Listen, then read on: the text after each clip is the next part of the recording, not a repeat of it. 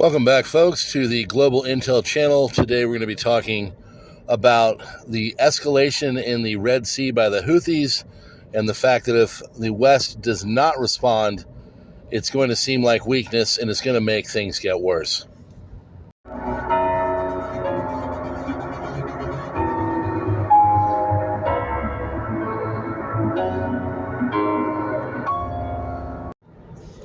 Welcome back, friends. You know what to do. Look in the links in the description. We're on X and on Truth now. Haven't done much there, but we'll get there. Also, there's a playlist.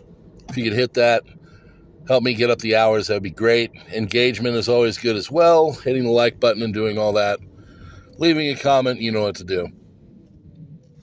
So we are, again, this is the 26th time that vessels in the Red Sea have been attacked, and there was a response. The HMS Diamond was there.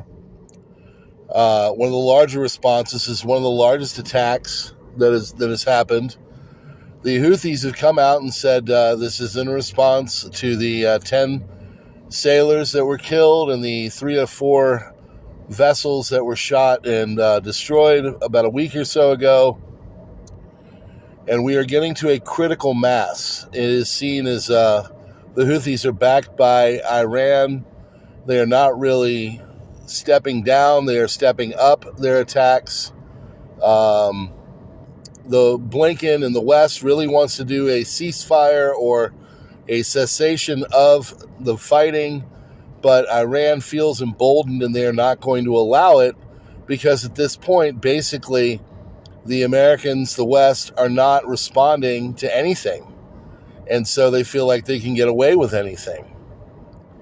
This is a problem, and, there's different people I follow. They all agree that the lack of a response is not good. It would be one thing if there was some form of a ceasefire in the works, and they were talking to each other, and we were about to get something done, but that's not happening. And at this point, they're being ignored. The Israelis do not want a two-state solution, which is the only way that the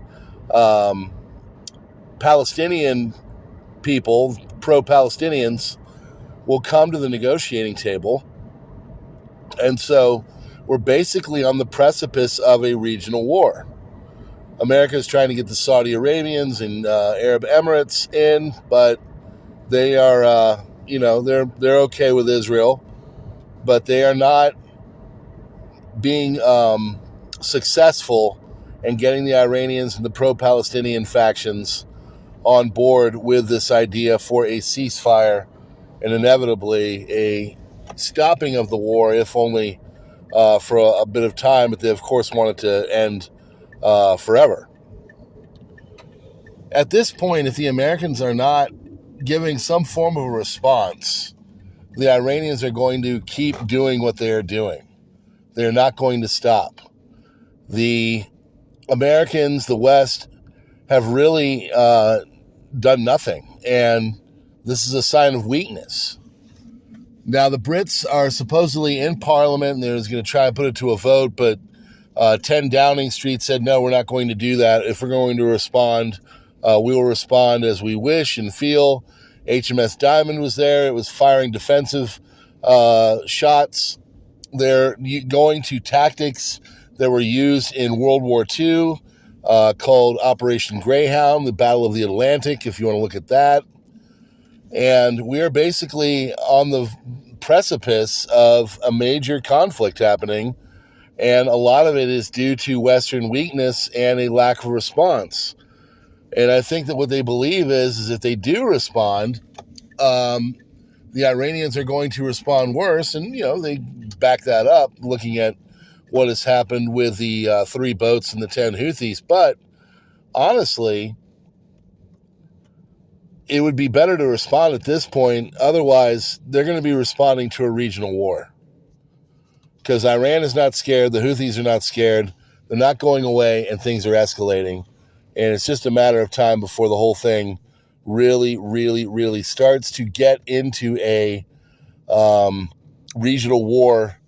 And I don't think it's outside the realm that this week we could start to see such things happen and make it so the Houthis and the Iranians, whatever kind of a united front they're going to do, come together to take on the West and the Americans. And, of course, Hezbollah and all that would get going as well. And then you would see the Middle East basically blow up. Friends, thanks so much for being here. Tell people about the channel. I appreciate you. Engage, all that kind of stuff. God bless you all, and we'll see you on the next one.